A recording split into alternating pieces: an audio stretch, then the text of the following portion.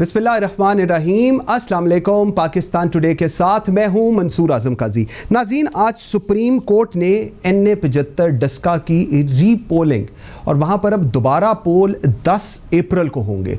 Election commission of Pakistan ने फैसला किया था जब बहुत सारे वहां के जो लोग थे, प्रिजाइडिंग ऑफिसर्स थे, वो गायब हो गए थे और उसके बाद हुकूमत भी और अपोजिशन दोनों इलेक्शन कमीशन के पास गई थी। इलेक्शन कमीशन ने कहा था कि 10 अप्रैल को यहाँ पर इलेक्शन होंगे दोबारा, जिसके ऊपर सुप्रीम कोर्ट की तरफ से अब दोबारा डायरेक्शन दी गई है कि 10 तारीख को ही होंगी। 2-3 चीज़ें मैं इस पर ज़रूर मेंशन करना चाहूँगा। एक, इन सारे दिनों में हमने देखा कि रिस्पेक्टिव चीफ जस्टिस और अदलिया के ऊपर सोशल मीडिया के ऊपर हैशटैग्स चलाए गए और उनको मिलाइन करने की कोशिश की गई, जो कि एब्सोल्युटली अनकॉल्ड फॉर था और ऐसी चीज़ें नहीं करनी चाहिए। सेकेंडली, एक दोबारा चांस मिला है इस वक्त सिविल ब्यूरोक्रेसी को, गवर्नमेंट ऑफ पंजाब को, respective DCs, DPO, commissioners, RPO, chief secretary और IG पंजाब को कि वो इस दफ़ा इलेक्शन एमिकेबली कराएं, लोग गायब ना हों। वैसे भी सर्दियां चली गई हैं, आंधियां आजकल चल रही हैं, कई आंधियों में दोबारा गायब ना हो जाएं। इस चीज़ को मैनेज करना बड़ा ज़रूरी है इस सारी सिचुएशन में। प्रोग्राम के फर्स्ट सेगमेंट पे इस पर बात करेंगे और इस पर बात करने के लिए मुझे ज्वाइन किया है नवाब यूसुफ तालपुर ने, सीनियर रहनुमा पाकिस्तान पार्टी के रुकन कौमी असम्बली हैं। लाहौर स्टूडियो में मेरे साथ बैठे हैं चौधरी नूरुल हसन तनवीर, रुकन कौमी असम्बली है, पाकिस्तान मुस्लिम लीग नून को रिप्रेजेंट कर रहे हैं। स्काइप पे मेरे साथ हैं राजा यासिर हमायूं, प्रोविंशियल मिनिस्टर हैं पंजाब के, पाकिस्तान तहरीक इंसाफ को रिप्रेजेंट कर रहे हैं, और हसन असलम शाद बैनुल अक़वामी माहिर कानून हैं। थैंक यू वेरी मच जी, बहुत शुक्रिया आप सबका। तालपुर साहब, let me start with you sir. ये जो फैसला आया है सुप्रीम कोर्ट की तरफ से और रीपोल होने जा रहा है 10 अप्रैल को, कैसे देख रहे हैं आप इस फैसले को जी? और क्या पाकिस्तान पीपल्स पार्टी नून का साथ देगी उस PDM के इल्हाक में, या अब राहें अपनी अपनी हो गई हैं जी? बिस्मिल्लाहिर्रहमानिर्रहीम। जहाँ तक सुप्रीम कोर्ट के फैसले का ताल्लुक है, it is purely based on merit.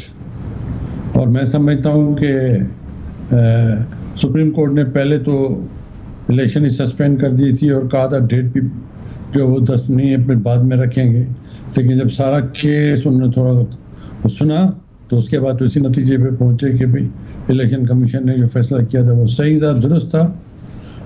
तो बहुत सी बातें होने के बावजूद भी सुप्रीम कोर्ट ने वही फैसला बरकरार रखा। ठीक। और वो जो फैसला बरकरार रखा, मैं समझता हूँ कि बहुत ही अच्छा फैसला है, ऑन मेरिट है। ओके। और जहाँ तक इनका ताल्लुक है इलेक्शन में, तो मैं समझता हूँ, मेरी ऐसी कोई बात नहीं हुई, लेकिन पाकिस्तान पीपल्स पार्टी को, हमारी जमात को PMLN का साथ देना चाहिए। ठीक है, कुछ आपस में नाराजगियां हुई हैं जी, ये हो भी जाती, और जमहूरियत का हुस्न भी यही है, यार एक आदमी अपना ओपिनियंस देता है, ठीक है, और उसमें कुछ अगर इख्तलाफात भी हुए होंगे, लेकिन पाकिस्तान पीपल्स पार्टी को इस इलेक्शन में PMLN का साथ देना चाहिए। ठीक। जो PDM फैसला है, और अभी तक पीपल्स पार्टी ने PDM को छोड़ा नहीं है, PDM के साथ है। बिल्कुल ठीक है। शाही साहब, आप मुझे ज़रा बताइएगा, फैसला आ गया और आज मरियम नवाज़ का ट्विटर काफ़ी ज़्यादा रीट्वीट्स और कमेंट्स कर रहे थे, और कल वो एक हुकूमती तर्जुमान ने कहा था कि जी पता नहीं क्या वजह होगी, मरियम नवाज़ का ट्विटर भी चुप हो गया, लेकिन आज ट्विटर दोबारा बोल पड़ा, फैसला भी आ गया, बड़ा जश्न भी मनाया जा रहा था। कैसे देख रहे हैं अब 10 तारीख, it's hardly 8 days to go, manage कर लेंगे दोबारा सारा कुछ? बिस्मिल्लाहिर्रहमानिर्रहीम। सबसे पहले तो सलाम डस्का, सलाम मुस्लिम लीग, सलाम मोहम्मद नवाज शरीफ और सलाम मरियम नवाज़, जिसने ये शऊर दिया वहाँ पे। और मोहम्मद नवाज शरीफ के बयानिए के मुताबिक आप ये देखें कि बस स्टेशन हो या रेलवे स्टेशन हो, एयरपोर्ट्स हो, वहाँ पे एक तख्ती लिखी होती है, उसके ऊपर लिखा होता है बड़े बड़े हरूफ से कि सवारी जो है अपने सामान की हिफाजत खुद करे। और बिल्कुल इसी तरह से मोहम्मद नवाज शरीफ ने लोगों को ये मैसेज दिया, और ये बजरिया मरियम नवाज़ पाकिस्तान की आवाम तक पहुंच गया है। वोटर ने अपने वोट की हिफाजत खुद करनी है, और डस्का नंबर ले गया, डस्का को सलाम कि डस्का ने अपनी हिफाजत करके बता दिया है। अब बात जो है ना, वो इंशाअल्लाह ताला हम ये समझते हैं कि पाकिस्तान में जो हम कहते हैं कि आज़ादाना मुनसिफाना इलेक्शन शफाफ इलेक्शन करवाए जाएं। इंशाअल्लाह ताला मैं ये समझता हूँ कि वो होने के लिए राह हमवार हो गई है, क्योंकि जो इलेक्शन कमीशन ने फैसला दिया उसके बाद सुप्रीम कोर्ट ने उसके ऊपर मोहर लगा दी। तो मैं सलाम सुप्रीम कोर्ट कहता हूँ, सलाम इलेक्शन कमीशन कहता हूँ। जो इदारे होते हैं उनका काम है अमन व अमान का क़याम, लेकिन इलेक्शन के दिन के रोज़ जो है वो लोग जो फायरिंगें करते हैं, वो लोग जो पोलिंग स्टेशन को जो रुकवा देते हैं, पोलिंग रुकवा देते हैं, उनके मुंह के ऊपर सुप्रीम कोर्ट ने और इलेक्शन कमीशन ने और तमाम लोगों ने उनको तमांचा मारा है और दिया और उसको स्टॉप किया। ठीक हो गया, आ गया आपका पॉइंट, आ गया जी, आ गया पॉइंट। राजा यासिर हमायूं, आपकी तरफ चलता हूं। पीडीएम ने जी, जिस तरह अभी तालपुर साहब भी फरमा रहे हैं, वो कह रहे हैं जी साथ देना चाहिए पाकिस्तान पीपल्स पार्टी को। चौधरी नूरुल हसन तनवीर कह रहे हैं राह हमवार हो गई है। आज अमजद मल्ली ने जिस वक्त ये फैसला आया बड़े open heartedly he accepted it और उन्होंने कहा जी हम बिल्कुल इलेक्शन लड़ेंगे दोबारा। एक जो अच्छी चीज हमने देखी कि आज क्रिटिसिज्म नहीं हुआ फैसलों के ऊपर, दोनों तरफ से एक्सेप्टेबल था कि जी ठीक है 10 तारीख को अगर इसका री इलेक्शन रीपोल होने जा रहा है तो हम लोग उसमें पार्टिसिपेट करेंगे। क्या कहेंगे जी? बड़ी खुशाइन बात है जी कि मेरे नून लीग के मोहतरम कह रहे हैं कि सुप्रीम कोर्ट जिंदाबाद, और उम्मीद करता हूं कि कभी फैसला खिलाफ भी आए तो यही स्पिरिट जो है कायम रहनी चाहिए। जाहिर है जिसके हक में फैसला नहीं आता वो आमतौर पे बड़ा ऑफेंडेड फील करता है, और ये एक बड़ी गलत ट्रेडिशन हमारे मुल्क में आ गई है कि जब फैसला हक में आए तो तब तो लोग उसको बड़ा अप्रिशिएट करते हैं, और अगर खिलाफ आ जाए तो इदारों के खिलाफ बात शुरू कर देते हैं। तो मैं समझता हूँ ये हरगिज नहीं होना चाहिए, और हम एक्सेप्ट भी करते हैं फैसले को, और जो भी अवाम फैसला करेंगे उसको भी एक्सेप्ट करेंगे। और जहां तक ये फायरिंग की और इस तरह के वाकयात हैं, मैं भी इसकी मजम्मत करता हूँ और ये नहीं होने चाहिए जिसने भी किए। जहां तक बात आ गई कि पीपल्स पार्टी सपोर्ट करेगी नून लीग को या नहीं करेगी, उससे मैं समझता हूँ बिल्कुल कतन कोई फर्क नहीं पड़ता, क्योंकि पंजाब में पॉलिटिक्स होती है धड़ों में। जिस धड़े से मेरा या मेरे खानदान का ताल्लुक रहा है, हमेशा से हम नून लीग के मुखालिफ रहे हैं और पीपल्स पार्टी को वोट देते रहे हैं जब तक पीटीआई मैदान में नहीं आई थी। और जिस वजह से हम जैसे लोग पीटीआई में शामिल हुए, मैं अपनी बात तो नहीं कर रहा, मैं तो शायद पार्टी का नजरियाती कारकुन हूँ, मेरा मतलब है जो वोटर्स शामिल हुए, तो वो इसलिए शामिल हुए कि उनको नजर आ रहा था कि नून का मुकाबला अब पीपल्स पार्टी नहीं कर रही पंजाब में, बल्कि पीटीआई कर रही है। तो जो लोग भी मुखालिफ धड़े के लोग होते हैं वो इकट्ठे मर्ज नहीं कर सकते। मैं पीपल्स पार्टी ने एक बहुत बड़ी पॉलिटिकल गलती की मोहतरमा बेनजीर भुट्टो की शहादत के बाद, और पंजाब में जो अपना ग्राउंड लूज किया है कि जिन हल्कों में 70-70 हजार वोट वो लेते थे, अब वहां पे 200 वोट नहीं निकलते।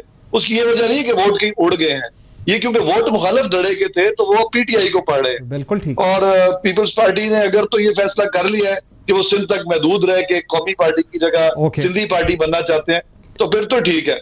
और पंजाब में नून लीग इलेक्शन लड़े, सिंध में पीपल्स पार्टी लड़े, तो वेल एंड गुड। लेकिन अगर पीपल्स पार्टी ने कौमी पार्टी रहना है तो उनको रिव्यू करना पड़ेगा। बिल्कुल ठीक है। व्यूअर्स, एक छोटी सी ब्रेक लेते हैं और जब ब्रेक से वापस आते हैं तो Broadsheet inquiry commission report public हुई है जिसने बहुत सारे पहलू अयां किए हैं। क्या क्या है वो सब कुछ पे बात करेंगे, और हसन असलम शाद भी हमारे साथ हैं।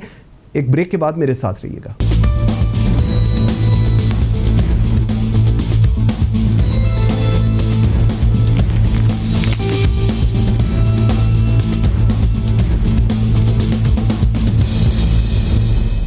Welcome back after the break. जी नाज़रीन, broadsheet inquiry commission report public हो गई है और इसमें जहां बहुत से पहलू अया हुए हैं वहां ब्यूरोक्रेसी की बदतरीन शक्ल भी सामने आई है। ब्यूरोक्रेसी ने रिकॉर्ड छुपाने और घुमाने की मुकम्मल कोशिश की है। रिकॉर्ड्स को कई महकमों और दूसरे बर्रे आज़म तक गायब किया गया। इदारों के अदम ताउन पर गांधी तक खुश हुआ होगा, रिपोर्ट में कहा गया है। कावे मौसवी सजा याफ्ता शख्स है और इसने बाज़ शख्सियात पर इल्ज़ाम लगाए हैं, लेकिन मौसवी के इल्ज़ाम की तहकीकात करना कमीशन के TORs में शामिल नहीं था। रिपोर्ट में कहा गया है कि करप्शन ने पाकिस्तान के इदारों को अपनी लपेट में ले रखा है। रियासत के चारों सतून करप्शन की बीमारी में मुब्तला हैं। बतौर कौम हमें करप्शन को ख़त्म करना होगा। हमें करप्शन को तहफ़्फ़ुज़ देने वाली बुनियादों को गिराना होगा। अवामी ओहदों पर मौजूद अफराद के मफादात का टकराव नहीं होना चाहिए। उम्मीद है ब्रॉडशीट स्कैंडल में मुलव्वस अफराद के खिलाफ कार्रवाई होगी। ब्रॉडशीट कमीशन ने वजारत कानून की इस्तेदादकार को बढ़ाने की सिफारिश की है क्योंकि मुआहदा करते वक्त आलमी कवानीन और इस्तेदाद की कमी देखी गई है। इस अमल का इकरार किया गया है कि ब्रॉडशीट के साथ मुआहदा नाकिस था और ब्रॉडशीट के साथ मुआहदा मनसूख करना नागुज़ीर था। ये हकीकत है कि सियासी करप्ट लोगों की फहरिस्त ब्रॉडशीट को दी गई। फहरिस्त के मुताबिक सियासी करप्ट लोगों की तहकीकात होना थी। अहमद बिलाल सूफी ने उस वक्त के चेयरमैन ब्रॉडशीट जेरी जेम्स से राब्ता किया था। साबिक चेयरमैन नैब नवीद एहसान भी मुआहदे में शामिल थे। जबर अल्ट्री नामी कोई कंपनी नहीं थी जिससे पाकिस्तान का मुआहदा हुआ था। साबिक चेयरमैन नैब नवीद एहसान का बयान है कि अहमद बिलाल सूफी ने जेरी जेम्स के साथ मुआहदे के मुताल्लिक कुछ नहीं बताया था। जेरी जेम्स को अब्दुल बासिर डिप्टी हाई कमिश्नर की मौजूदगी में अदायगी की गई थी और पाकिस्तानी हाई कमीशन के अफसर शाहिद बेग ने चेक्स पर दस्तखत किए थे। कमीशन ने सिफारिश की है कि सरकारी ओहदेदारों से मफादात का टकराव ना होने की बयान हल्फी लिया जाए। ब्रॉडशीट तहकीकाती कमीशन ने करप्ट लोगों के खिलाफ कार्रवाई की सिफारिश भी की है। हसन असलम, आपकी तरफ में आता हूं। ये एक मैंने आपको एक ये जो रिपोर्ट थी उसके ऊपर दिया। हसन, हमें ज़रा बताइएगा अब इसमें क्या होने जा रहा है। बड़े लोगों के नाम लिए गए हैं, बड़ी क्लियरली चीज़ों को बता दिया गया है कि what went wrong and where. अब इसका हम इंपैक्ट क्या होते देखेंगे या कोई इंपैक्ट नहीं होगा? Thank you very much Mansoor. देखिए, सबसे पहली बात तो यह है कि ये एक बहुत अच्छी एक कमीशन की रिपोर्ट आई है जिसने पहली दफा इतनी डिटेल के अंदर जो है वो एक अपनी फाइंडिंग्स पेश की हैं ब्रॉडशीट केस में। मैं जस्टिस अजमत सईद शेख साहब को मुबारकबाद पेश करूंगा। उन्होंने 45 दिनों के अंदर जो है ये रिपोर्ट तैयार की और इसके अंदर उन्होंने आइडेंटिफाई किया टर्म्स ऑफ रेफरेंस के मुताबिक कि वो कौन कौन लोग थे जो कि रिस्पॉन्सिबल हैं करप्शन में, कौन कौन लोग थे वो रिस्पॉन्सिबल हैं ग्रॉस नेग्लिजेंस में, और कौन कौन वो लोग हैं जिन्होंने पाकिस्तान का जो ट्रेजरी है, हमारा जो मुल्क है, उसको नुकसान पहुंचाया। ठीक। अब उन्होंने इसमें ये रेकमेंड किया है कि इन लोगों के खिलाफ एक क्रिमिनल प्रोसीडिंग्स होनी चाहिए और उन्होंने ये भी कहा है कि ये नहीं होना चाहिए कि सिर्फ ये एक रिपोर्ट तैयार हो गई और उसके बाद हम खामोश होकर बैठ जाएं।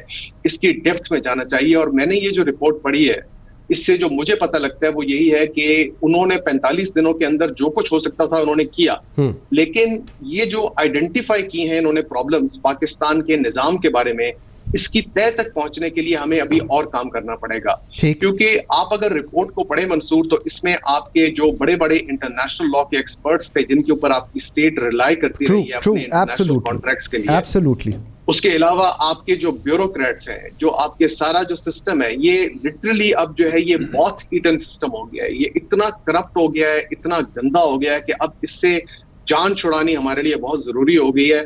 और मेरे ख्याल में जो लोग इसमें रिस्पॉन्सिबल हैं उनकी क्रिमिनल प्रोसिक्यूशन होनी चाहिए, उनकी प्रॉपर्टीज को जब्त करना चाहिए और उनकी एग्जाम्पल क्रिएट करनी चाहिए ताकि दोबारा जो है ये किसी की भी करने की जरूरत ना हो। क्योंकि आप मंसूर इसमें एक दो चीजों को नोट करें कि इसमें आपके जो वकील थे अहमद बिलाल सूफी साहब, उन्होंने $1.5 मिलियन की पेमेंट एक गलत कंपनी को बनाया जो कि एक इंतहाई Hassan, which does not even exist. That company does not even exist. जी, वो कंपनी एग्जिस्ट भी नहीं करती। उसके बाद उन्होंने नेगोशिएशन उस कंपनी के साथ की। जो एग्रीमेंट है वो इतना थर्ड रेट एग्रीमेंट है कि किसी लॉयर को पढ़ के शर्म आती है। ठीक है। वो एग्रीमेंट जो है वो दो ट्रेडर्स जो होते हैं, ताजिर होते हैं, उनके दरमियान भी ना हो। ये तो एक मुल्क का एग्रीमेंट है किसी के साथ। कोई मैं सिर्फ ये गुजारिश करूंगा कि इस मुल्क के ऊपर खुदा का वास्ता रहम कर लें। इस मुल्क के पास कुछ रह नहीं गया। बिल्कुल ठीक है। तालपुर साहब, आपकी तरफ आता हूं। ये जो एग्रीमेंट हुआ है ब्रॉडशीट के साथ हुआ, LLC के साथ और इंटरनेशनल एसेट्स रिकवरी के साथ हुआ,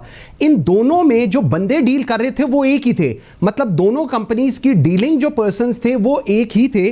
20% उन्होंने कहा था कि जी एसेट्स जो रिकवर होगा उसका हम लोग लेंगे, लेकिन कौन से एसेट्स ये हमें नहीं पता। एसेट्स पाकिस्तान में होंगे, पाकिस्तान से बाहर होंगे, इसका भी नहीं पता था। और वो एसेट्स जो हुकूमत पाकिस्तान नैब विदाउट हेल्प ऑफ ब्रॉडशीट और दिस एसेट कंपनी रिकवर करेगी, उसका भी 20% हम देंगे इनको। सर, ये किस तरह की टर्म्स एंड कंडीशंस ये बनाई गई थी जी इस पूरी डील के लिए? ये ब्रॉड शीट तो मेरे ख्याल में मुशर्रफ के दौर से चला आ रहा है। जी, और हर हुकूमत ने अपने अपने वक्त में अपनी अपनी मर्जी के लिए जो ब्यूरोक्रेसी की बात हुई, अपने अपने फैसले फ़ायदे में करने की कोशिश की, लेकिन ब्रॉडशीट से यही तय हुआ था कि जो कुछ रिकवरीज होंगी उसका 20% देंगे। बिल्कुल।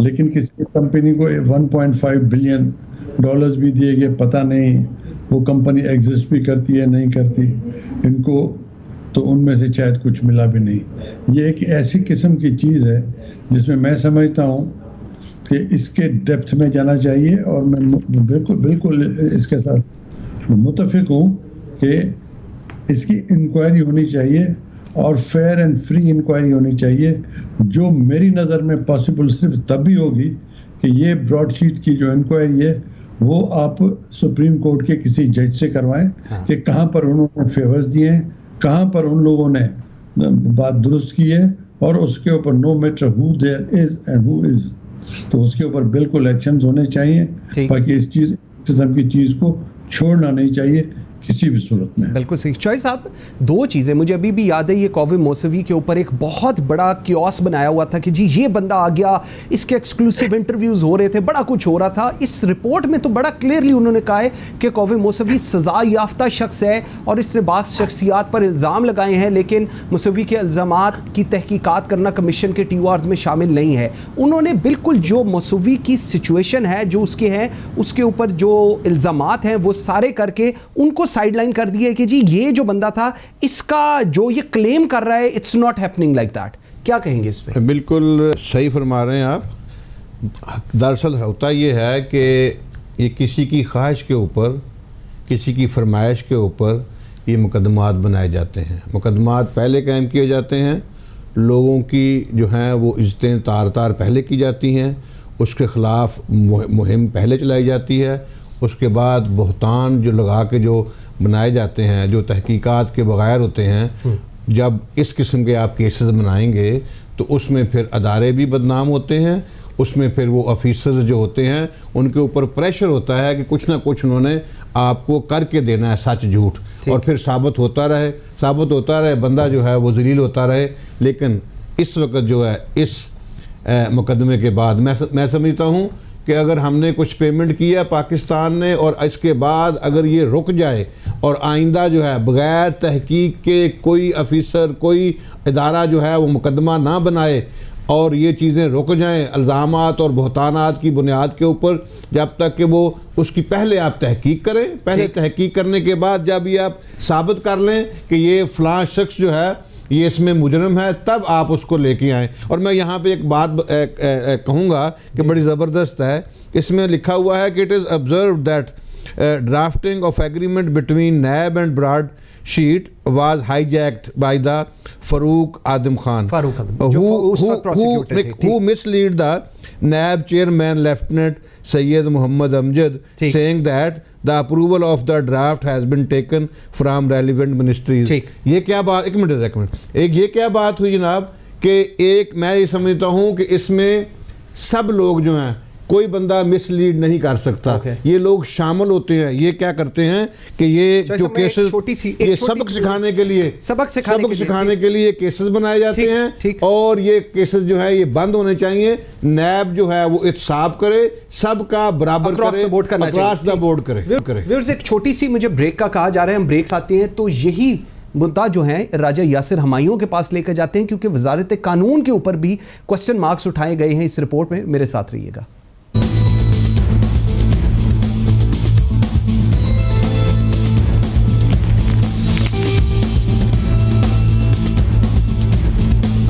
Welcome back after the break जी। राजा यासिर हमायूं, दो और चीज़ें, ब्रॉडशीट ने वजारत कानून की इस्तेदाकार को बढ़ाने की सिफारिश की है, क्योंकि मुआहदा करते वक्त आलमी कवानीन और इस्तेदाद की कमी देखी गई, और इस अमल का इकरार किया गया है कि ब्रॉडशीट के साथ मुआहदा नाकिस था और ब्रॉडशीट के साथ मुआहदा मनसूख करना नागुज़ीर था। ये एक इस वक्त जस्टिस शेख साहब ने बिल्कुल क्लियरली बता दिया है कि हमारी जो लॉ मिनिस्ट्री है और उसकी जो कैपेसिटी है वो किस सिचुएशन पे है। खान साहब इस चीज़ के ऊपर बहुत फोकस करते हैं कि जी कैपेसिटी बिल्डिंग करनी है, right person for the right job लगाना चाहिए। इसके ऊपर गोइंग फॉरवर्ड आप क्या समझते हैं कि कौन से इक़दामात अब लेगी हुकूमत? देखिए, बिल्कुल दुरुस्त ऑब्जर्वेशन है और इसको 100% मैं समझता हूँ कि इस पे अमल करना चाहिए।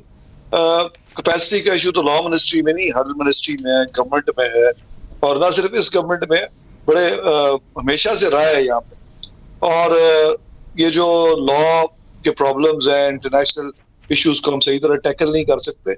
ये जब से ये एहतसाब का प्रोसेस शुरू हुआ है, एहतसाब ब्यूरो जब बना था, उस वक्त से जो भी सीरियस अनासर थे वो ये बात करते थे कि एक तो मुकदमात को प्रॉपर बनाया जाना चाहिए, क्योंकि अगर एक मुकदमा ठीक होगा और 2 मुकदमे गलत होंगे तो पूरा एहतसाब का प्रोसेस जो है वो उस पर फिर क्वेश्चन मार्क्स उठेंगे। और जो एहतसाब ब्यूरो बना था सैफुर रहमान साहब की सरबराही में, उसने जो जरदारी साहब पे जब मुकदमे बनाए थे तो उसमें अक्सर नाकिस मुकदमे थे, और उसके नतीजे में जो ठीक भी थे फिर उनको भी ज़ाहिर है अवाम की नजर में तो कोई चीज क्लैरिटी रहती नहीं है, ट्रांसपेरेंसी नहीं रहती।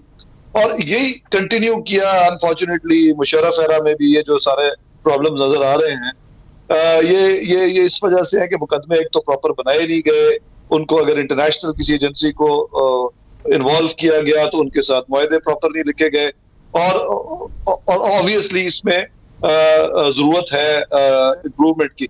लेकिन जो बात नोट करने के लायक है वो ये कि प्राइम मिनिस्टर इमरान खान साहब अगर और किसी चीज में आप कहें कि एक बहुत बड़ा उनको क्रेडिट जरूर जाता है कि ये जो करप्शन का इशू है, जिसने हमारे माशरे को के कोर को खराब करना शुरू किया, और ये 85 ऑनवर्ड्स ही हमारी पॉलिटिक्स में रैम्पेंट आया, इसको हाईलाइट जरूर कर दिया, इसको एक बहुत बड़ा इशू जरूर बना दिया। और अब जो भी इसमें इन्वॉल्व होगा, चाहे उसका ताल्लुक पीटीआई से भी क्यों ना हो, वो स्टैंडर्ड्स इमरान खान साहब ने सेट कर दिए हैं कि उस पे लोगों को पूरा उतरना होगा। उस पे अगर पीटीआई की गवर्नमेंट पूरी नहीं उतरेगी तो वो भी लोगों की नजरों में आएगी, नजरों में ना सिर्फ आएगी बल्कि फिर लोग उसका एहतसाब भी करेंगे। और इसी तरह कोई भी पॉलिटिशियन जो है वो इसको अवॉइड नहीं कर सकता। ठीक। तो मैं इसको एटलीस्ट अपनी इतने बुरे हालात में इसको एक कामयाबी समझता हूं, बिल्कुल, एटलीस्ट करप्शन का इशू हाईलाइट हो गया। ठीक। हसन, 2 चीजें मुझे जरा समझाइएगा, क्योंकि आपने इस पूरे केस को बड़ी इन डेप्थ पढ़ा है। 2003 में इंटरनेशनल लॉ फर्म ने पाकिस्तान को एडवाइस किया कि जी इस कॉन्ट्रैक्ट को आप टर्मिनेट कर दें, और लेकिन निगोशिएशंस जो थी सेटलमेंट की वो चलती रहीं। उसके बाद अहमर बिलाल सूफ़ी साहब अंदर आते हैं और वो उनको कहा जाता है कि जी ब्रॉडशीट को और दोनों को सेटल करें, लेकिन एसेट्स रिकवरी कहती है कि जी ब्रॉडशीट को आप बाद में कर लीजिएगा, पहले हमें सेटल कर लें। लेकिन जब निगोशिएशन दोनों कंपनीज की जो लोग थे वो एक थे, तो फिर ये कैसे हो सकता है कि जी एक बंदा डील कर रहा हो और वो कहे जी मेरी एक कंपनी के साथ आप ओके कर लें और दूसरी के साथ ना करें? ये व्हाट वाज दैट? सर, ये उर्दू का एक वर्ड है इसके लिए, हमाकतों का कोहे हमालिया। बेसिकली ये इनकॉम्पिटेंस, करप्शन का एक डेडली कॉकटेल था, जिसकी वजह से आज जो है ना आपको दुनिया जहान में आपको जो है पसपाई हो रही है और आपको जो है इंसल्ट आपको जो है फेस करनी पड़ रही है। बेसिकली मैं आपको थोड़ा सा इसका बैकग्राउंड बता दूं। सबसे पहली बात तो ये जो स्टार्ट हुआ था ना प्रोसेस, सारा हुआ था शुरू ओवर जेलस एक ड्राइव थी अकाउंटेबिलिटी की। उसमें जो थे चेयरमैन नैब साहब ने जो उस वक्त थे लेफ्टिनेंट जनरल साहब, उन्होंने जी उस जमाने में कहा जी कि ये एसेट्स रिकवर करने हैं। उसमें जनाब आपने इनवाइट किया इनको कंपनीज को, उसमें ये कुछ लोग आए जिन्होंने कहा जी कि हम आपको रिकवर करके देंगे। उसके बाद दोनों पार्टीज की जो एक्सपेक्टेशंस थी वो डिफरेंट थी। पाकिस्तान चाहता था कि जी हम फलां लोगों के एसेट्स रिकवर करें, और जो कंपनी थी वो कहती थी कि आप हमसे कोऑपरेट नहीं कर रहे। इसकी वजह से डिफरेंसेस क्रिएट हो गए। फिर ये जो 2003 में जो टर्मिनेशन हुई है या 2005 में, मुझे डेट एग्जैक्ट याद नहीं आ रही, उसके बाद भी निगोशिएशन चलती रही, क्योंकि वो जो लोग थे वो पाकिस्तान को जाहिर थ्रेटन कर रहे होंगे कि हम आपको जो है आर्बिट्रेशन में लेके जाएंगे। ठीक है। इसके अंदर जो है फिर शेडी जो आपके कैरेक्टर्स थे, आपके लॉयर्स थे, जो आपके नैब के जो ऑफिशियल्स थे, वो उनके साथ डीलिंग कर रहे थे कि किसी तरह जो है इसको हम सेटल कर दें। बुनियादी बात ये थी कि हर शख्स जो था वो अपना कट लेना चाह रहा था। जिस चीज का सर पैर नहीं होता ना, उसको फिर हर शख्स जो है वो नई हुकूमत वाला आके उसको अपनी डगर में ले जाता है। ये हुआ, और उसकी वजह से जो है आपको पसपाई हुई, दुनिया जहान के अंदर जो है आपको एक मतलब है कि शिकस्त फेस करनी पड़ी।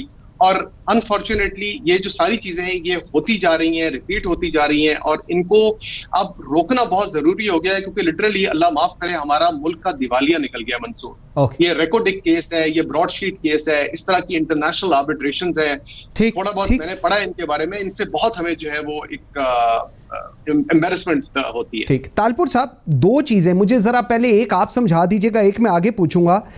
पैसा दिया गया एक कंपनी को, कंपनी एग्जिस्ट ही नहीं कर रही, सो पैसा कैसे दिया गया? क्या उसकी ड्यू डिलिजेंस नहीं की गई थी?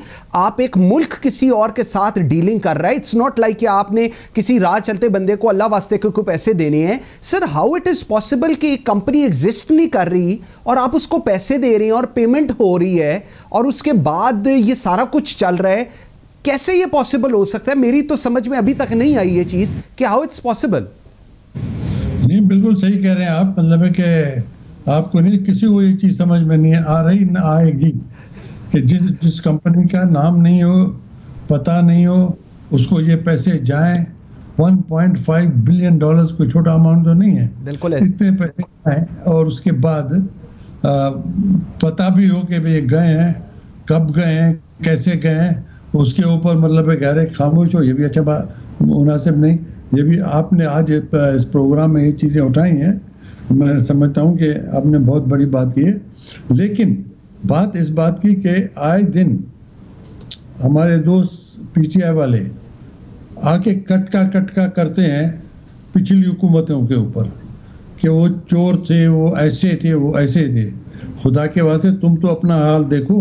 जब 2018 में PMLN की हुकूमत ख़त्म हुई, हाँ। तब ट्रांसपेरेंसी इंटरनेशनल के नंबर से पाकिस्तान 117वें नंबर पे था, और उसके बाद एक साल में 20वें पे गया और दूसरे साल में 124वें नंबर पे गया। तो करप्शन तो आपने पता ही है। वजह इसके कि आप बात करते हो और चीज को बढ़ाते रहते हो, करप्शन। तुम्हारे ही दौर में आटा कहाँ पहुंच गया, तुम्हारे ही दौर में चीनी कहाँ पहुंच गई, इलेक्ट्रिसिटी कहाँ पहुंच गई, गैस कहाँ पहुंच गया, डॉलर कहाँ पहुंच गया, तबाह बर्बाद कर दिया। आप बात करते हैं ये कि पीपुल्स पार्टी का कोई असर नहीं है पंजाब। पीपुल्स पार्टी को जिस तरह हराया गया वो हमें भी पता है किस तरह हराया गया, और आपको जिस तरह जिताया गया आपको भी पता है कि वो किस तरह आपको जिताया गया। अगर करेंगे तो फिर बहुत दूर तक जाएगी। ठीक, अच्छा, उसके बाद जी कंटिन्यू कीजिएगा।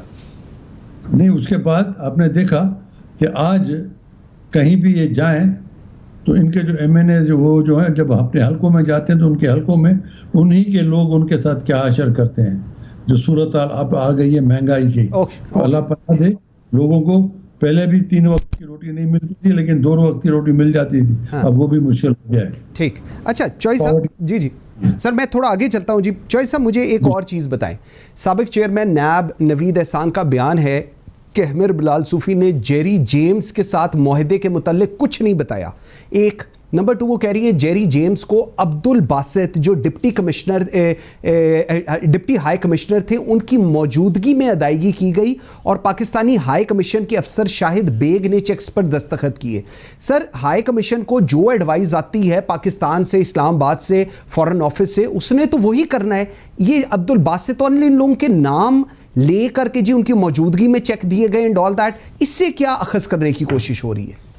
मैं तो ये कहता हूँ इस वक्त तक जो है FIR कट जानी चाहिए थी इन 5 लोगों के खिलाफ, और ये 5 लोग जो हैं इस वक्त गिरफ्तार कर लिए जाने चाहिए थे, ताकि सिर्फ़ और सिर्फ वो जो तासर आप देते हैं कि सियासतदान को गलती कर दे। मैं ईमानदारी से कहता हूँ कि खुदा न खास्ता अगर ये मियाँ नवाज शरीफ की हुकूमत के दौरान ये हुआ होता तो अल-अमान अल-हफीज़ PTI और ये जो जितने चैनल्स हैं और जितने लोग हैं ये ऐसे बोल रहे होते कि आपको कोई छुपने की जगह ना मिल रही होती। लिहाजा अब हम ये कहते हैं कि वही रवैया अपनाओ, एहतसाब और एहतसाब जो है वो होता हुआ नज़र आए। भाई थोड़ी देर पहले जो फरमा रहे थे मेरे पीपल्स पार्टी अपना PTI के जनाब हम जो सुप्रीम कोर्ट को आज सलाम कर रहे हैं, कल जो है वो हम उनके ख़िलाफ़ बात कर रहे थे, तो ऐसी बात नहीं है।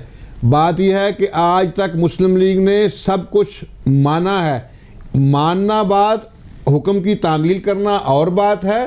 लेकिन उसके ऊपर अपना तहफ़्फ़ुज़ बयान करना और बात है। तहफ़्फ़ुज़ तो हम बयान करेंगे जो अगर सही फैसला नहीं आएगा। अब आप देख लें जो जस्टिस जो जज अरशद मलिक थे, उनके फैसले के खिलाफ हम नहीं बोलेंगे।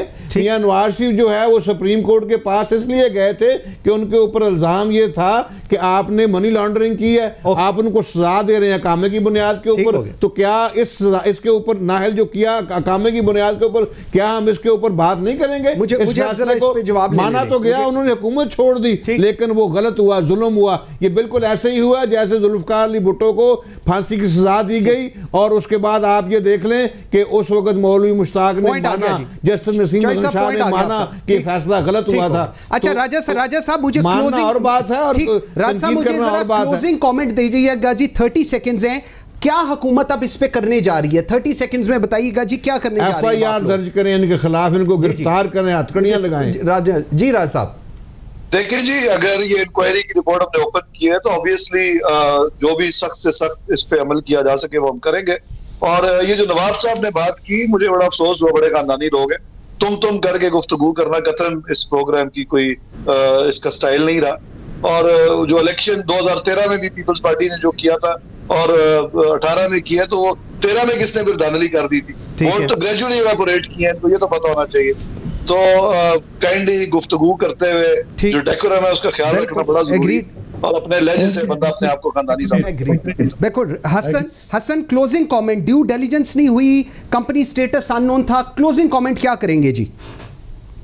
सर क्लोजिंग कमेंट ये है कि आपने लेसन सीख लिया है और आपको अब ये चाहिए कि जिस तरह जस्टिस अजमत सईद शेख साहब ने अपनी रिपोर्ट में कहा है, आप अपनी कैपेसिटी बिल्डिंग करें, आप इंटरनेशनल लॉ के एक्सपर्ट्स को लेके आएं, आप अपने लोगों को इक्विप करें कि वो अपने पैरों पे खड़े हो सकें, उनको आप अच्छी सैलरीज दें, अपने लोगों को आप जो है ये मौका दें कि वो अपने मुल्क की खिदमत करें, instead of running to people जो कि आपका खून चूसते रहे पिछले 20-25 सालों से। अब मौका आ गया है कि आप अपने मुल्क को पैरों पे खड़ा करें। बिल्कुल ठीक है। Hasan Aslam Shah, thank you very much. Chaudhry Nurul Hasan Tanveer, thank you very much.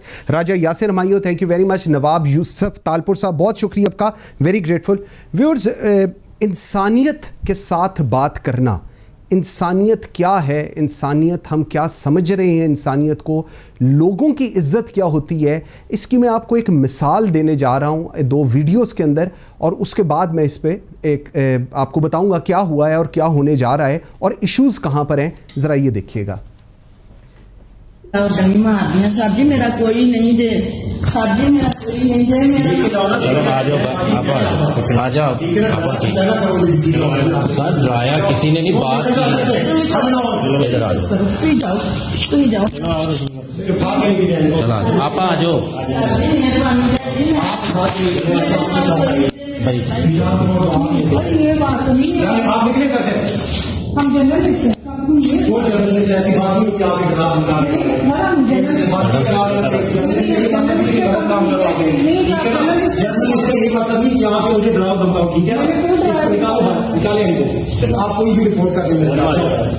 मैं जानती है चंगी तरह, जेड़ा तू टीचर फोन करके आंदी पई है ना, तो मैं तेरे जानती ना कि जी सवेरे तुसा कॉलेज नहीं जाना तो तुसा इंज नहीं करना। किसको मैंने कहा? इज्जत नाल बोलना तो तू मैं जानती तो तेरे बोत तो पटांगा ते ले आवांगा। अगर हुण को कॉलेज के बारे तो कोई गल कीती जा किसी बंदे ने मना कीता ते मैंने सर किसको कहा है? और रमजान को तू मैं जानती है ते मैं तेरे मैं जानती ना। अगर किसी ने कॉलेज तो फोन किया या मेरे कॉलेज के बारे में गल की थी। नाज़रीन, ये 2 आपने वीडियोस देखी। एक जो साहब थे उनका नाम है ज़हीर हसन और ये डिप्टी कमिश्नर नारोवाल हैं। जो इनका तरीका था बात करने का, ये सिविल सर्विसेज CSS करके आए हैं, सिविल सर्विसेज एकेडमी में आए, उसके बाद इनको कम्प्लीमेंट्री जिमखाना की मेंबरशिप दी गई। बताया जाता है कि जी आपने बात किस तरह करनी है, बड़ों की इज़्ज़त कैसे करनी है, औरतों से कैसे डील करना है, एक ये तरीक़ाकार है। और एक वो सब इंस्पेक्टर था कोट मोमिन का, जिस तरह वो एक स्कूल की टीचर से बात कर रहा था, जिस ज़बान में कर रहा था, ये भी हम सब ने देखा। क्या जहनी इशू है, ट्रेनिंग का इशू है? पब्लिक डीलिंग नहीं आती, ट्रेनिंग कराई नहीं जाती। सीसीपीओ लाहौर की जो ज़बान थी उसके ऊपर पूरा पाकिस्तान बोल रहा था। लेकिन सवाल ये है कि क्या इन लोगों को अंदर कोई नाउज़ बिल्ला कौन सी ऐसी चीज़ आ जाती है कि ये इंसान को इंसान नहीं समझते? और अगर ये लोग इंसान को इंसान नहीं समझते तो इनके बॉसेस चीफ सेक्रेटरी पंजाब और आईजी पंजाब ने क्यों ऐसे लोगों को नौकरी पे रखा हुआ है? इनको किसी पागल खाने में जमा कराना चाहिए। जो लोग इंसानियत की इज्जत नहीं करते उनको इंसान कहलाने का कोई हक नहीं। बशर्ते ज़िंदगी। आपसे मुलाकात होगी कल। मुझे मंसूर आज़म काजी को इजाज़त दीजिए। अल्लाह हाफ़िज़।